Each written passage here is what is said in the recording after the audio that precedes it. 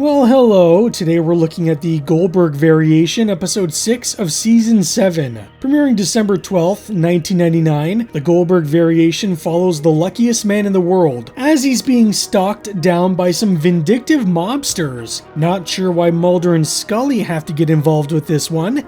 The episode begins with Joe Piscopo, a giant thumb, and Timu, Agent 47, as they all enjoy a nice game of poker with the luckiest man in the world, Henry Weems, a man who has definitely never appeared on the show before. Henry Weems asks the men if he can have 5 new cards, but there's no way he's beating 4 kings. Well, I mean, not unless he pulls like, I don't know, a straight flush out of his ass. That's a straight flush, right? Not so fast. 7 queens. Henry attempts to cash out his winnings, but I'm not sure the mob will just allow someone to do that. Not without giving them a tour of the place first. The roof. Not where I would place the cash out kiosk, but who am I to judge?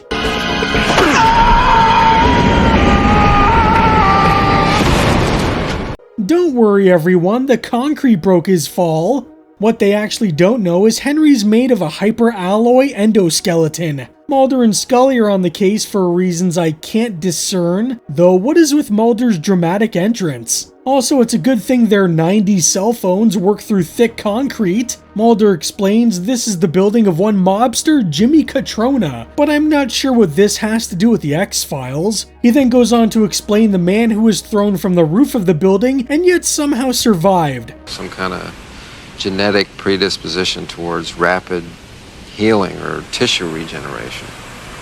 So basically, what if we were looking for Wile E. Coyote? Scully is dismissive, yet she herself has an abnormal healing ability. The agents discover a damaged laundry cart, which could be what saved his life. Also, a fake eye, which I'm pretty sure belongs to Rick from Friday the 13th Part 3. Mulder and Scully head to Henry's place because apparently he's the only person in the area who's in need of a new eye. When they get inside the building, they run into a woman who needs help. With a spraying sink. Does she not see Mulder? Does he look like the kind of guy that has done anything with his hands? Remember, he was a hand model. You're turning it the wrong way. I know that. Mulder, could you not fight with the child and Just do it! Scully's starting to question why she ever kissed him. Mulder falls through the floor and finds the building's super, Henry Weems. No relation to Randall, I hope. Henry was hiding because he doesn't want to testify against Catrona. I do love how Mulder gets both grossed out and excited watching Henry put his eye back in. I swear, that guy's never gonna grow up. What is that? Did you make it?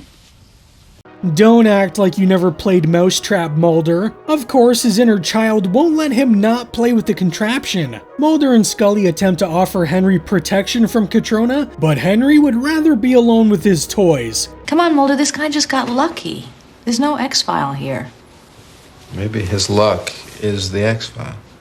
Mulder can find the X-File in just about anything. Runaway shopping cart? Birds flying in unison? The juice in your fridge going bad? Oh. The show suddenly becomes an I Love Lucy bit, as Mulder and Scully leave just as one of Catrona's men arrives.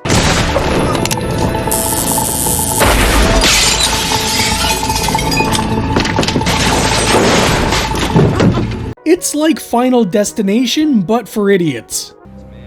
So you get many of these? Henry seems to be missing and now one of Catrona's men is dead, though I never really understood how he died. I mean, he shoots a lamp and then flips, somehow getting caught in the strongest fan ever made. Whatever, he's dead, and now Mulder thinks it's cause and effect that's causing all this dumb luck. That annoying kid who thinks he's smarter than Mulder shows up again. You went to the hospital because of your liver? It doesn't work so good. Also, how come Scully never puts me to bed? Turns out Henry may in fact be another liver-eating mutant, just like Toombs. I mean, who else hides in the venting like this? What if that's why little Richie is dying? Henry's been feeding off his liver. Watch out, Richie, he's gonna kill you. In the meantime, Mulder tells Scully how Henry may have his extreme luck. Basically, he survived a plane crash and now has become extremely lucky. So it's like a reverse Final Destination. Instead of death coming for you, he's doing whatever he can to help you live? Also, I'm surprised Scully can hear what Mulder's saying over how loud her wig is. Because yes, she's wearing an obvious wig in this scene, since it was shot months after the fact, and she already had gotten her new shorter haircut. Henry decides to gamble a little because he needs $100K for some reason, probably to fix the hole in that poor woman's apartment. Henry wins the $100K, but because it will be mailed to him in 8,200 installments, he decides to toss it in the garbage because he needs the money right now. No worries, this member from the Prodigy takes it. I remember how I said this was Final Destination but for idiots. 100 grand, fools! 100 grand! And that's what he gets for standing in the middle of the road. Also, did he shrink before the truck hit him? The agents arrive on the scene, though I do wonder why Skinner would give them this case to begin with. The agents return to the apartment complex and begin checking the vents for Henry. But again, just as they leave the area, another one of Catrona's men appears. This really does feel like something out of a 1950s sitcom. Mulder enters a random apartment, which I'm sure he doesn't need a warrant to do. He does find Weems, who's hiding in one of the vents, but why is Mulder so aggressive with him? What has Henry really done besides been lucky?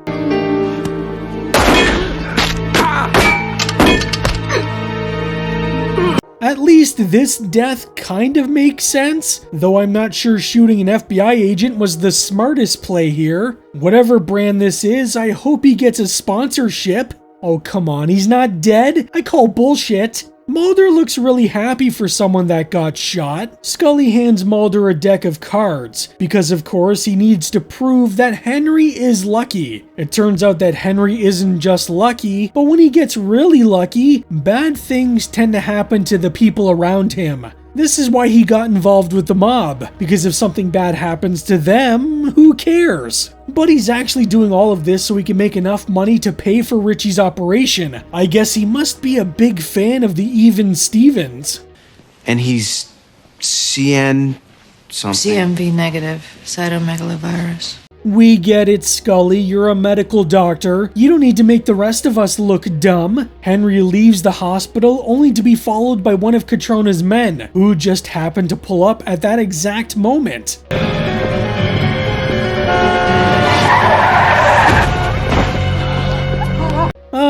I guess that's one way to stop a mobster from following you. I don't know much about children, but are they supposed to be that yellow? In the meantime, Weems has finally decided to testify against Catrona. I guess getting hit with a truck would knock some sense into just about anyone. Catrona isn't too happy with it, but suck it, I guess. Richie gets rushed to the hospital, but his mother gets assaulted by the fat mobster guy. Mulder and Scully tell Henry that they're looking for Richie's mother, but Henry isn't just gonna sit around and wait and see if they find her. No, instead he goes right to Fat Tony himself. Jerk you around? You try to cheat me out of 100 large, you kill Angie, you put Sal in the hospital, I'm jerking you around? The mobsters bring Henry to the basement so they can begin his torture, but instead they set off a series of events that make this whole thing feel like a Looney Tunes cartoon. The most ironic part of the whole thing is Catrona, the man who's been trying to kill Weems, happens to be an organ donor with the exact blood type Richie needs to live. What are the odds that an evil mobster would want to be an organ donor to begin with? Anyways, Richie lives, assuring us that we'll have plenty of terrible Michael Bay Transformers movies in the future. Maybe your luck is changing. Maybe.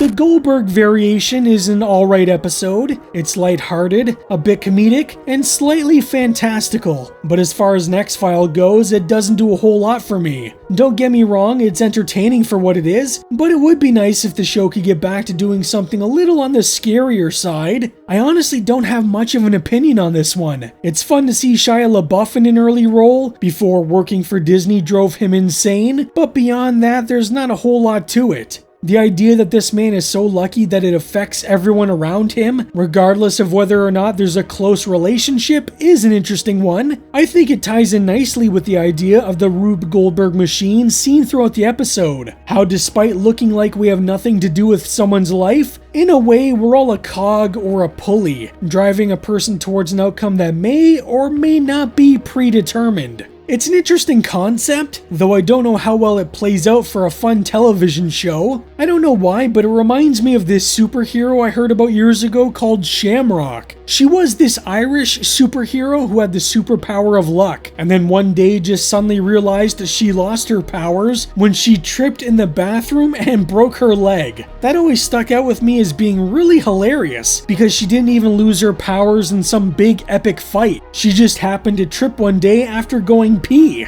The episode itself was written by Jeffrey Bell, who isn't exactly one of the better writers on the show, giving us The Rain King and Alpha before this. However, he had always wanted to write an episode about the luckiest guy in the world, with luck being the X-File. According to Bell, I pitched the episode as a teaser of a guy falling 30,000 feet out of an airplane into the ground and walking away unharmed. I wanted the whole thing to be about good luck and bad luck. From the beginning, I saw the whole plot functioning as a Rube Goldberg device, with luck centering around the kid he's trying to help. I knew that the bad guy would die at the end, and that his organs would be a perfect match for the kid. When you already have an ending, it helps. Producer Frank Spotnitz recalled that when Bell made his pitch, everyone was fairly enthusiastic about it. However, Spotnitz noted they were still worried about the episode, because as many people who like the funny ones hate the funny ones. Bell began writing the script, changing the opening from a man falling out of a plane to the much more cost-effective man being dropped from a building, though the plane aspect would still be included in part of Henry's backstory. Bell also gave the production team a head start on the construction of the Rube Goldberg-like devices used throughout the episode, as they were integral to the overall themes of the show and they had to work on camera. Even though this would air later in the season, both Hungry and the Goldberg Variation would film before the season openers. Jillian and David were busy filming movies, and considering how little they appeared in both episodes, it only made sense to film those first. However, as dailies came in, the producers began to sweat. Frank Spotnitz claimed they were wondering if this was even gonna work. After the first cut of the episode, everyone was kind of disappointed. Even Chris Carter, who is usually a cheerleader for everything, felt too many things just didn't work. So a decision was made to push it even further back from its original air date. This gave them more time to edit the episode into something they liked. The only issue, the episode was now 4 minutes too short, so they had to go back and shoot new scenes in order to pad it out. Mostly shots featuring the Rube Goldberg devices. However, they also included a scene with Mulder and Scully discussing Henry's backstory in a car, which forced the production crew to find a wig for Jillian, who had already cut her hair. The easiest part of the whole shoot was actually the casting. Casting director Rick Milliken would cast a young Shia LaBeouf to play Richie. This was right before he would become something of a name with Even Stevens, and then skyrocket to fame with the Transformer movies. Shia in recent years has had some issues, to say the least. But since this is the only time I will ever get to recommend this, if you want to see a really good Shia LaBeouf movie, then I can't help but recommend The Peanut Butter Falcon. The movie follows a young man with Down syndrome who escapes an assisted living facility with the hopes of becoming a professional wrestler. He then crosses paths with LaBeouf's character, who's a little rough around the edges, but the two men start a friendship that is one of the funniest and most wholesome things I think you'll ever see. So if you're looking for something that feels like a modern Mark Twain story, you should check out The Peanut Butter Falcon. You have a young boy with Down syndrome in the middle of nowhere. All right, well, while you've been doing paperwork, we've been doing something called living.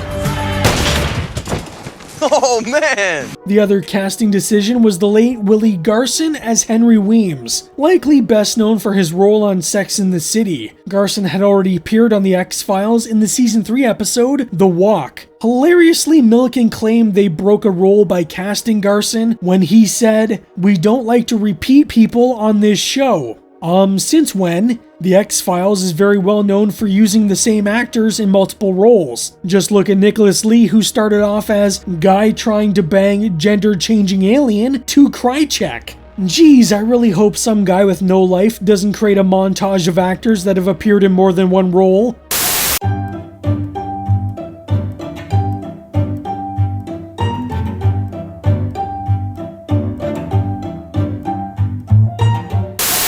The Goldberg Variation sits at 8.2 on IMDb. It's a fine episode, which I do enjoy, but I'm gonna give it a 6.5. Up next, one of the X-Files' most terrifying monsters returns, when Donnie Pfaster, noted death fetishist and serial killer, comes back to finish off the one that got away, in Orison.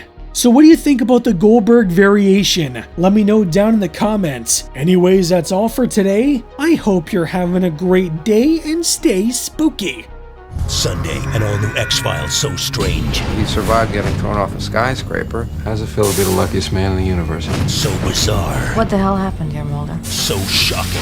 After 144 cases, this is the one that should never have been opened. The X-Files, all new Sunday at 9, 8 Central on Fox. Huge thanks to all my channel members. You're the real MVPs of the Spooky Squad. Your support helps keep the lights flickering and the monsters fed. If you'd like to join up and help support the channel, check out the join button below. But no pressure, just watching and liking helps a ton too.